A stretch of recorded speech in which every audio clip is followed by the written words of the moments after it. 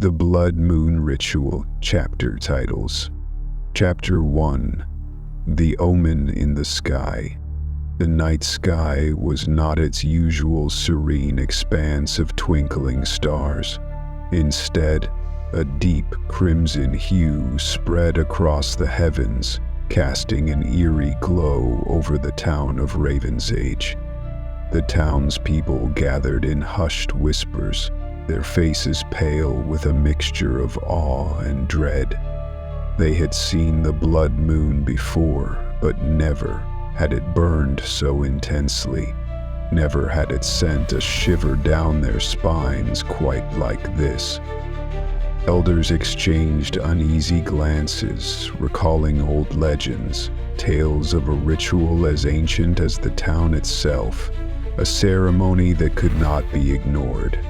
The blood moon was not merely a celestial event, it was an omen, a harbinger of something lurking beneath the surface of their quiet existence.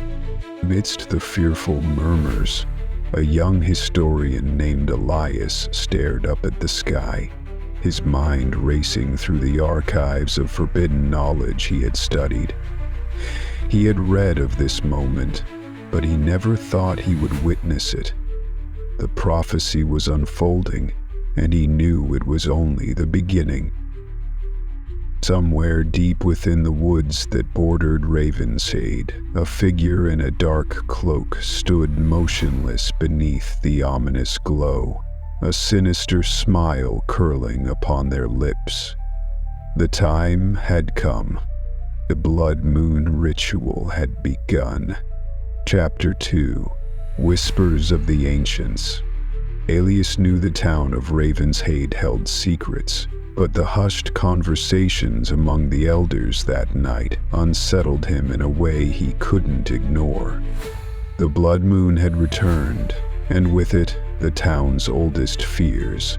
Determined to uncover the truth, he sought out the one person who might know more, old Merith, the town's last surviving keeper of lore. Tucked away in the depths of the forest, Merith's cabin stood like a relic from another time.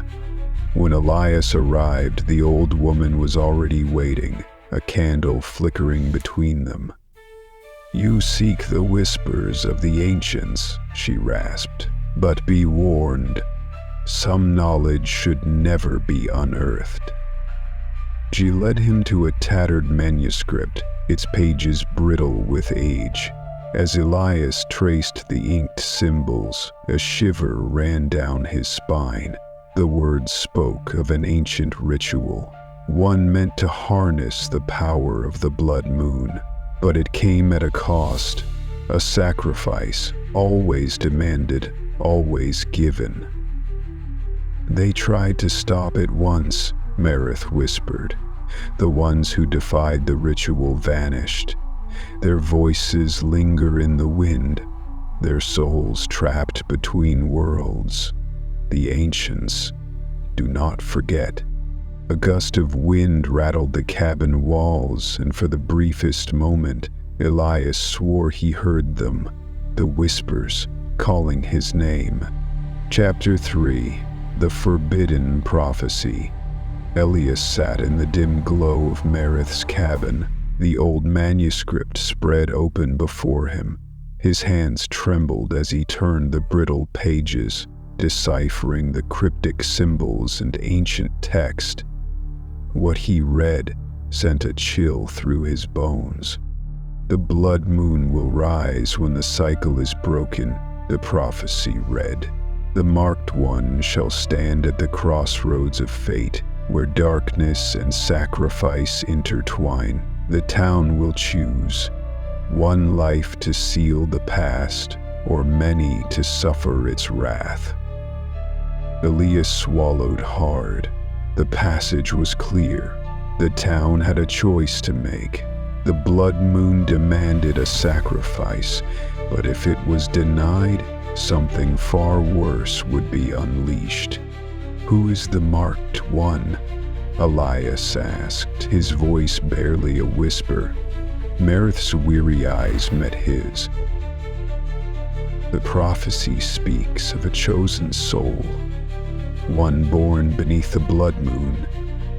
They alone can fulfill the ritual or defy it. A deep dread settled in Elias's gut. He had been born on the night of the blood moon. Was he the one meant to die, or the one meant to stop it? Outside, the wind howled, carrying with it the distant sound of chanting. The townspeople had begun the ritual preparations. Time was running out. Chapter 4. A town's dark secret. The wind carried the scent of damp earth as Elias stepped cautiously into the town's archives, a dusty chamber hidden beneath Ravenshade's ancient clock tower.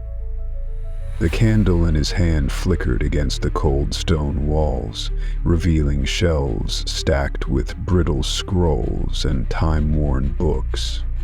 He knew the answers lay somewhere within these records, buried beneath centuries of secrecy and fear. As he thumbed through the fragile pages, a name kept appearing: the Order of the Blood Moon. They were more than just legend. This secret society had long presided over Ravenshade's fate, ensuring the ritual was completed whenever the crimson moon appeared in the sky.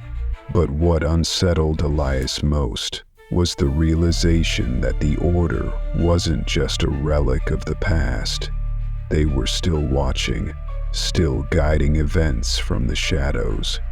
A noise echoed from the entrance. Footsteps. Elias extinguished the candle, his heartbeat hammering in his ears. He pressed himself against the shelves, his breath shallow as the door creaked open.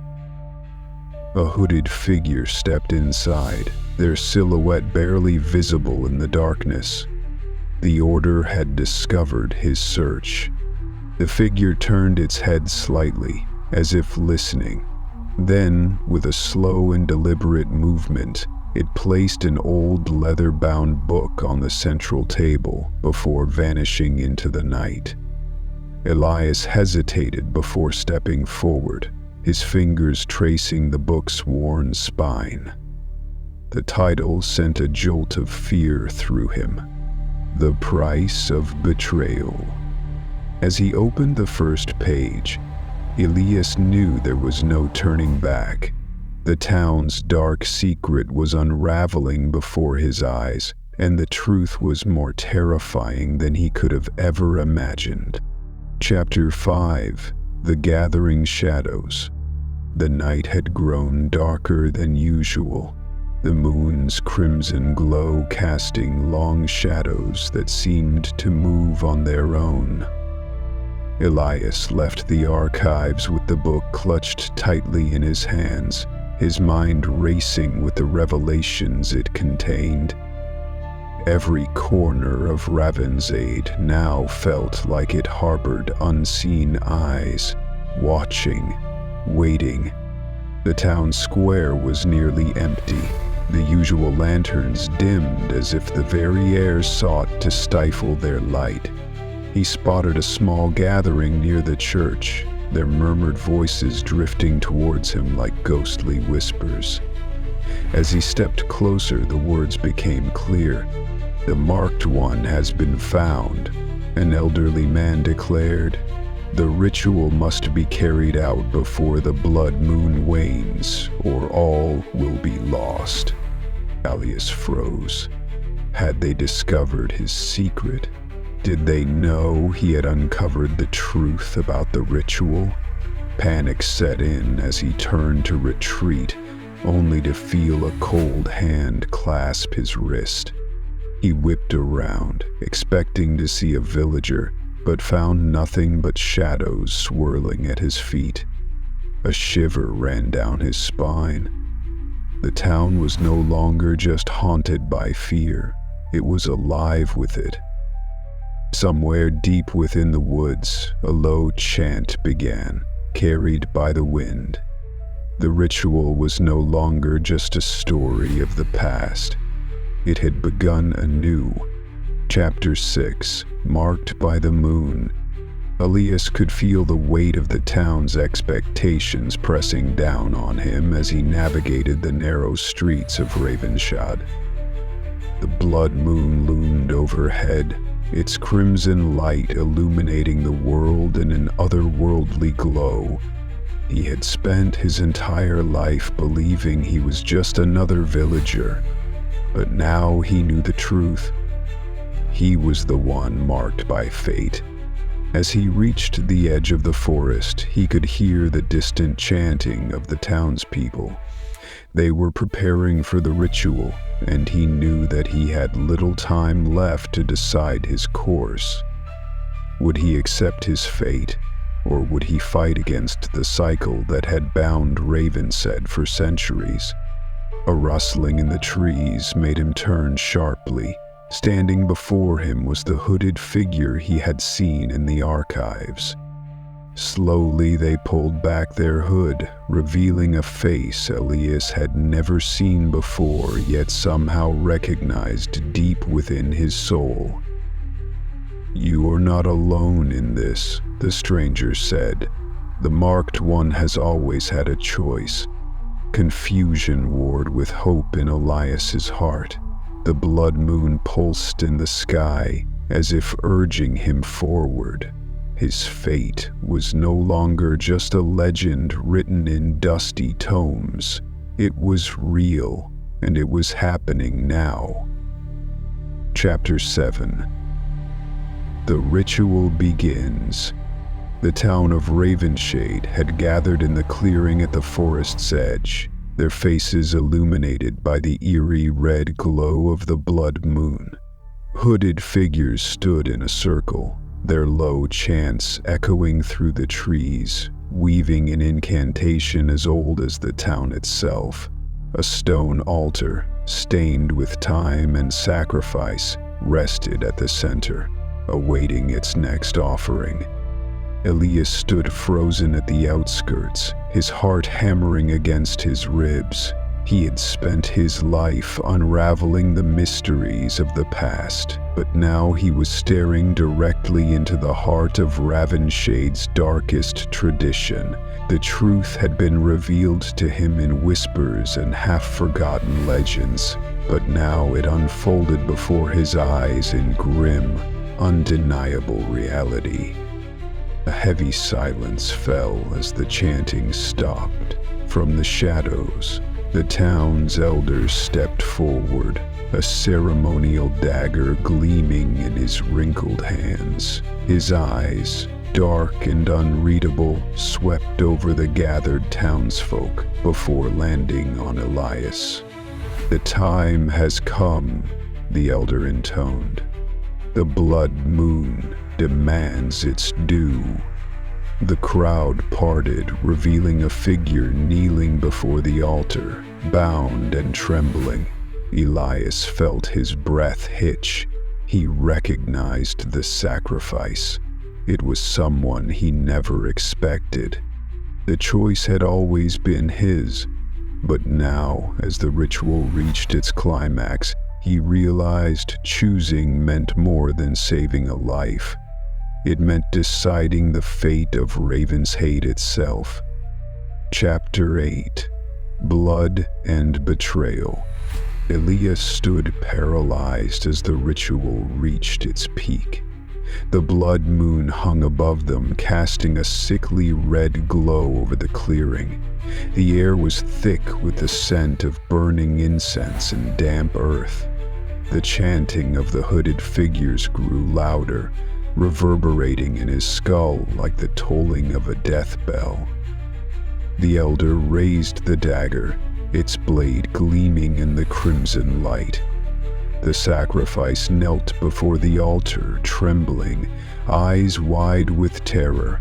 Then, just as the dagger was about to strike, a voice rang out. "Stop." A figure emerged from the shadows, throwing back their hood. It was Lillian, Elias's closest friend, his only true confidant. "This ritual is built on lies," she shouted, stepping between the elder and the sacrifice. "The blood moon does not demand life. It demands truth." Gasps rippled through the crowd. The elder's face darkened with fury.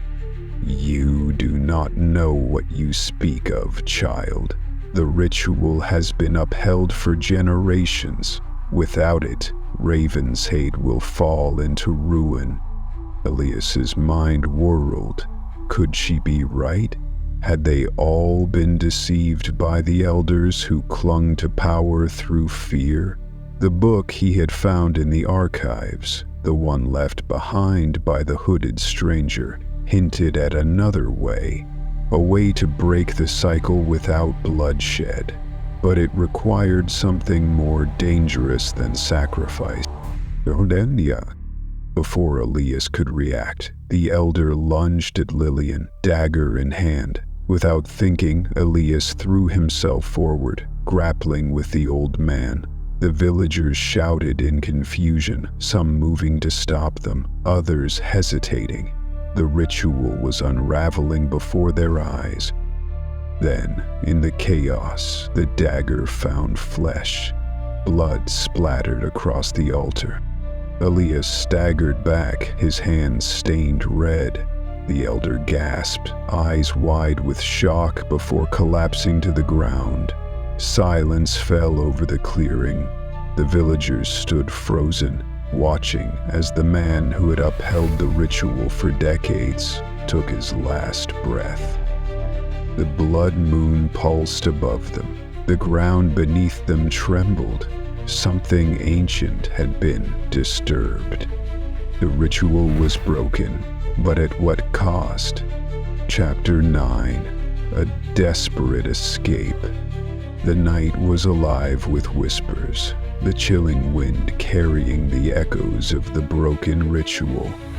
Elias ran through the dense forest, his breath ragged, his heart pounding like a war drum. Behind him, the torches of the villagers flickered like fireflies in the dark, their shouts growing louder as they pursued him. His legs burned with exhaustion, but he couldn't stop. Not now. The ritual had failed, and the town was in turmoil. The blood moon loomed overhead, casting an eerie crimson glow over the world, as if watching the chaos unfold. Lillian ran beside him, her face pale, her eyes wide with fear and determination. "We have to get to the old chapel," she panted. "The keeper will know what to do." Elias barely nodded, his mind racing. The keeper of lore, the one person who had tried to warn him about the truth, was their only hope now, but the villagers would not let them escape so easily.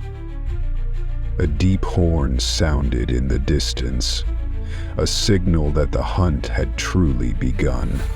Branches tore at his skin as he pushed forward, weaving between ancient trees. He could feel the presence of something else lurking in the shadows, something older than the town itself. The ritual had not just been broken, it had awakened something. As they neared the clearing where the chapel stood, a figure stepped out from the darkness, hooded, unmoving, waiting. Elias skidded to a stop, his chest heaving.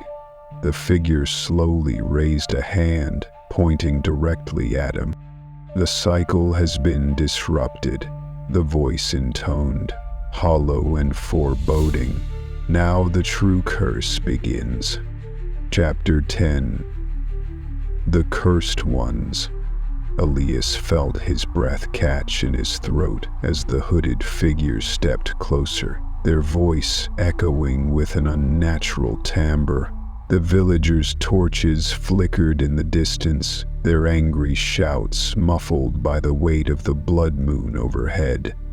Lillian tightened her grip on Elias's arm, her fingers trembling. "The true curse?"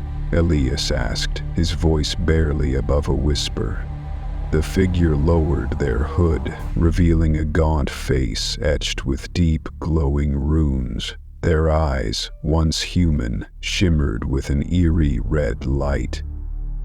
The ritual was never meant to appease the moon, they said. It was meant to contain the darkness. A shudder ran through Elias. The wind howled through the trees, and suddenly the forest around them seemed to breathe, shifting unnaturally. Shadows pooled at the figure's feet, creeping outward as though reaching for him. The elders never told you the full truth, the figure continued. This town does not perform the sacrifice to maintain power. They do it to keep what lurks beyond the veil from crossing over. Lillian gasped. You mean... Before she could finish, a terrible wail echoed through the woods. The torches behind them sputtered, some snuffing out entirely. Something was coming. Elias turned back to the figure. If the curse has been unleashed, how do we stop it? The figure's hollow eyes darkened. You don't. Suddenly, the earth trembled beneath them, and a deafening crack split the night. A jagged tear in the fabric of reality appeared just beyond the trees, pulsating with unnatural light. From its depths, a grotesque shape began to emerge, an entity of writhing tendrils and shifting darkness, its glowing eyes fixed upon Elias. The figure stepped back, their voice filled with grim finality. It is awake. Elias's mind reeled as the shadows around them coalesced, forming twisted shapes that slithered forward. Lillian pulled at his arm. We have to go! The wailing grew louder, and suddenly spectral forms burst forth from the rift, their anguished screams piercing the night. The villagers, who had moments ago been chasing Elias and Lillian, now screamed in terror as the spectral horrors descended upon them. The old legends had spoken of a great evil that lay dormant, waiting for the cycle to break. Now, Elias realized, he had set it free. The blood moon's glow pulsed in sync with the entity's emergence, its influence stretching across the land. Trees wilted, the ground cracked, and the air itself grew heavy with decay.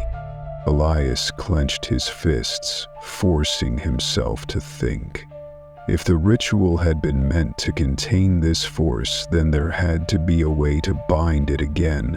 But how? Lillian pulled him toward the chapel. The Keeper! We need to find the Keeper! The figure shook their head. There is no stopping this now. Only survival. But Elias refused to accept that. If this entity had been sealed before, there had to be a way to do it again, and he would find it before the entire world was consumed by the darkness now unleashed. Chapter 11. The Keeper's Warning. Elias and Lillian pushed open the heavy wooden doors of the ancient chapel, their breath coming in ragged gasps. The interior was dimly lit, the flickering candlelight casting long, wavering shadows against the stone walls. At the far end of the hall, a lone figure stood hunched over an ancient tome, the yellowed pages trembling beneath their gnarled fingers. "The Keeper," Lillian whispered. The old man turned slowly, his face lined with years of knowledge and burden. His piercing eyes settled on Elias, as if peering straight into his soul. "You have done what I feared most," he murmured. "The cycle is broken. The veil is thinning." Elias swallowed hard. "How do we stop it?" The Keeper exhaled heavily, closing the tome before him. Stopping it is beyond your power now, but perhaps you can delay it." He motioned for them to come closer, his hands trembling slightly. "There is a way, a forbidden rite, hidden in the oldest texts. A sacrifice greater than any before." Lillian's grip on Elias's arm tightened. "What kind of sacrifice?" The keeper's expression darkened. "One of blood and soul. The ritual that bound the entity before required the life force of one willingly given, and not just any life." He fixed Elias with a solemn gaze. "It must be the blood of the one who broke the cycle." Elias' heart pounded in his chest. "You mean me?" The keeper nodded. "If you do not act, the darkness will consume everything." A sudden chill filled the chapel as the wailing of the spectral forms outside grew louder. The doors rattled violently, the wood splintering. They were running out of time. Elias clenched his fists. He had come too far to let the world fall into ruin.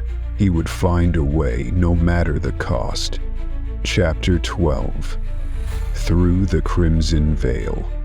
Elias hesitated before the pulsating rift, his breath shallow. The eerie glow bathed his face in crimson light, and he could feel its pull like a whisper in his bones. The tendrils of darkness coiled around his boots, beckoning him forward, twisting like sentient vines, as if recognizing his fate. Lillian's fingers trembled as she gripped the tome. "Elias, if you go through, I don't know if—" Her voice cracked, fear evident in her eyes. The glow of the rift reflected in her tears, painting her face in an otherworldly crimson. He looked at her, forcing a faint smile. "I have to. It's the only way." The keeper's warning echoed in his mind. A sacrifice greater than any before. His pulse pounded as he stepped closer. The air turned thick, suffocating, pressing against him like unseen hands. The sound of spectral wailing filled his ears, not just voices but memories, cries of the lost, whispering his name, pleading for salvation. The weight of countless souls bore down upon him, urging him forward, but also warning him. The tendrils of darkness slithered higher, brushing against his skin with a chill that reached his very bones. The scent of burnt incense and old blood filled the air. Remnants of rituals long past. Lillian's breath hitched. "Elias, you might not come back." He turned to her one last time, his eyes filled with determination. "Then make sure this wasn't for nothing." He reached out, his fingers grazing the rift's surface. An icy jolt shot through him, sending a violent shiver down his spine. The moment his hand made contact, the world around him twisted, folding into itself, colors bleeding into darkness. A deafening silence fell. Then a roar, like 1,000 voices crying out at once. And then, with one final breath, Elias stepped through into the Crimson Veil. The moment he crossed, the sensation of falling seized him. Time lost meaning and reality fragmented around him like shards of broken glass. Images flickered before his eyes, visions of the past, whispers of ancient beings that had once walked this cursed realm. He saw glimpses of those who had crossed before him, their spirits lost, their sacrifices in vain. He felt their sorrow, their despair, their lingering hopes wrapped around him like an oppressive shroud. Then a sudden stillness. The world solidified beneath him, and he found himself standing in a vast, endless expanse. The sky above was not like the one he had left behind. It churned with crimson and black, as if alive, a great and shifting entity that observed his every movement. Before him stood a great temple, its doors ajar, carved with symbols of power and suffering. The air pulsed with an energy that called to him, beckoning him forward. The veil had brought him here for a reason, and deep in his heart, Elias knew there was no turning back. Summoning every ounce of courage, he stepped toward the temple, unaware that his every step was being watched, that his fate was already written in the blood of those who came before him. Chapter 13. The Final Sacrifice. Elias emerged on the other side of the crimson veil, his senses assaulted by the sheer void that surrounded him. The sky above was an expanse of swirling blood-red clouds, streaked with black tendrils that moved unnaturally. Beneath him, the ground was neither solid nor liquid, but something in between, shifting with every step he took, as though testing his presence. Before him stood an ancient altar, carved from a stone that pulsed like a living heart. Symbols older than time itself glowed with an eerie golden light, flickering as if responding to his presence. The air around him vibrated, thick with an ancient energy that made his very bones hum.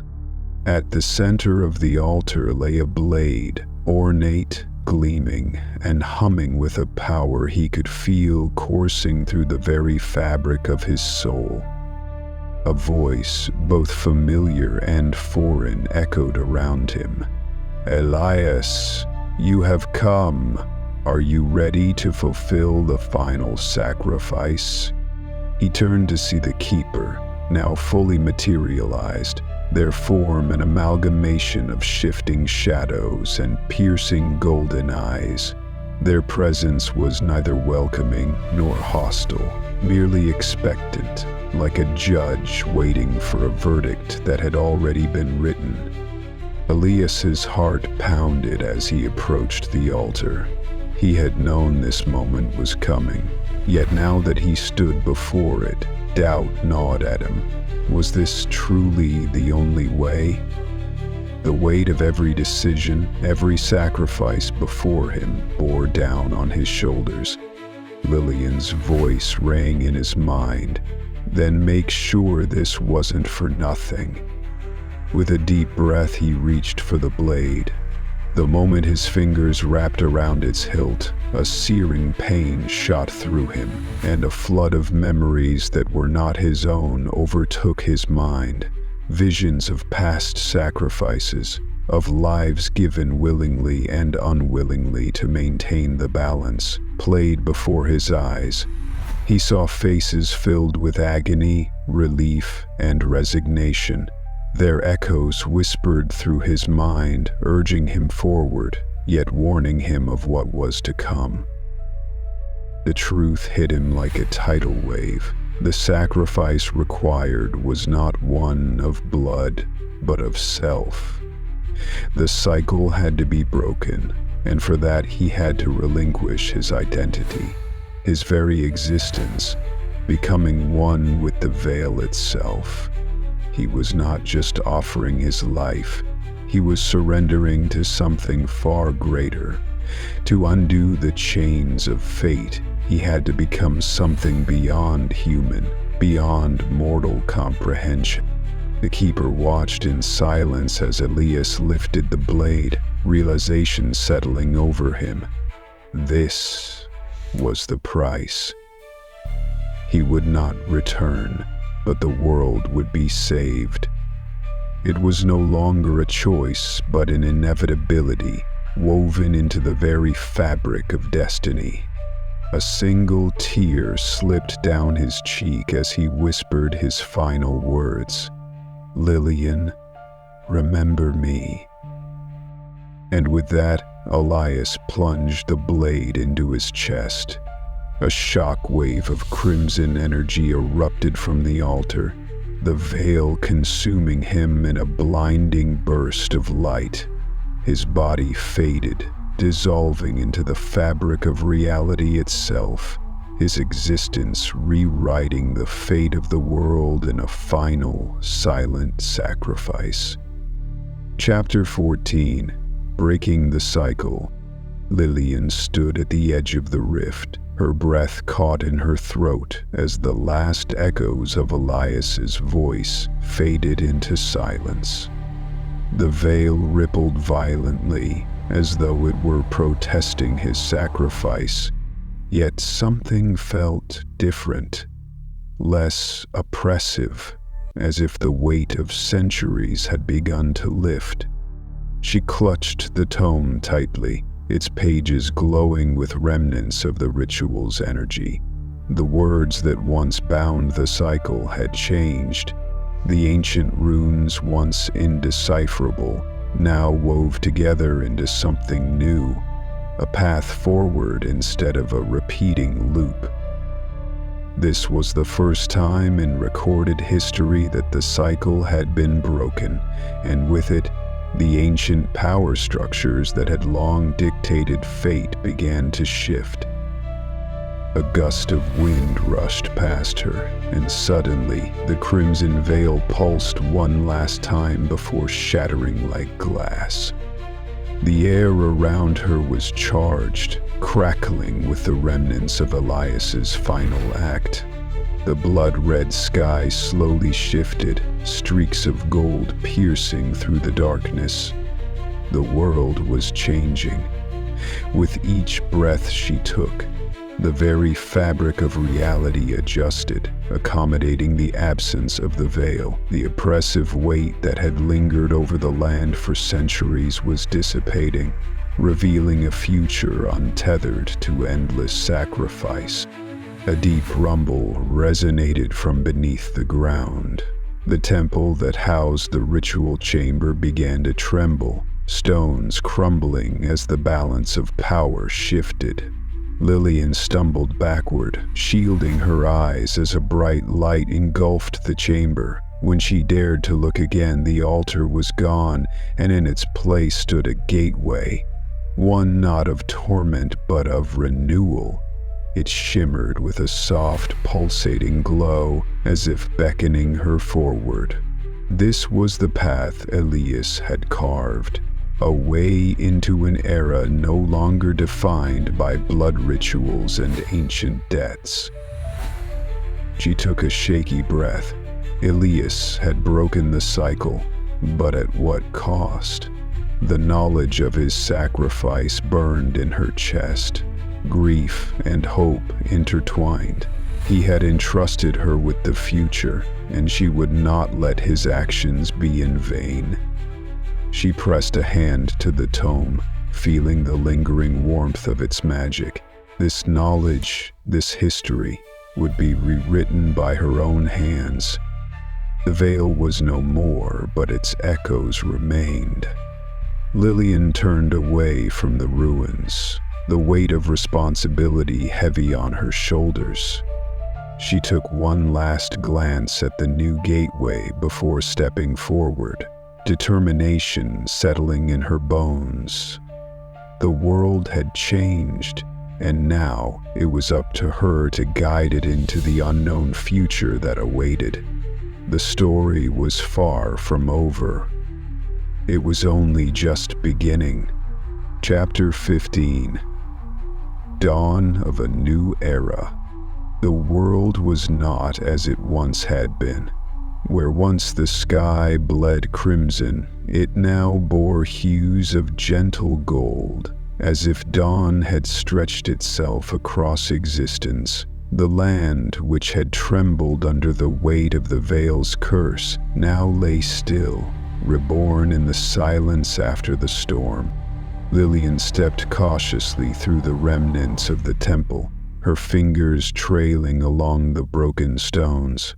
Where there had once been suffocating darkness, there was now an eerie calm. It felt unnatural, yet full of potential, as though the very fabric of reality was waiting, watching, expecting something new to take shape. She knelt by the ruins of the altar, tracing the patterns Elias had once stood before. His name sat on her lips, an unspoken prayer, a reminder of the sacrifice that had shattered the endless cycle. The energy of the ritual had dissipated, but the weight of its consequences pressed on her shoulders. She wondered if his essence still lingered, woven into the very fabric of this reborn world, guiding it toward an unknown future. A whisper of wind brushed past her, carrying the scent of something new, something untouched by the horrors of the past. She closed her eyes, listening to the quiet hum beneath her feet. The world was still reshaping itself, but it was healing. In the shifting silence, she sensed the stirrings of life, the pulse of creation breathing into existence once more. Flowers, long thought extinct, began to bloom among the cracked stones, their petals luminous under the light of the restored sky. In the distance, beyond the broken temple, a valley stretched into the horizon, once hidden beyond the reach of the veil. The sky above it shimmered, not with the ominous glow of magic, but with the untouched light of a world free from its chains. Birds soared across the heavens, their wings no longer bound by the constraints of a cursed land. Rivers that had once run dry now flowed freely, carving new paths through the earth, shaping landscapes anew. Lillian took a deep breath and turned away from the ruins. The past had been buried, but the future stood wide open before her. It was time to begin anew. She took her first step toward the valley, not as a survivor of the past, but as the architect of what was to come. The first chapter of this new era had begun.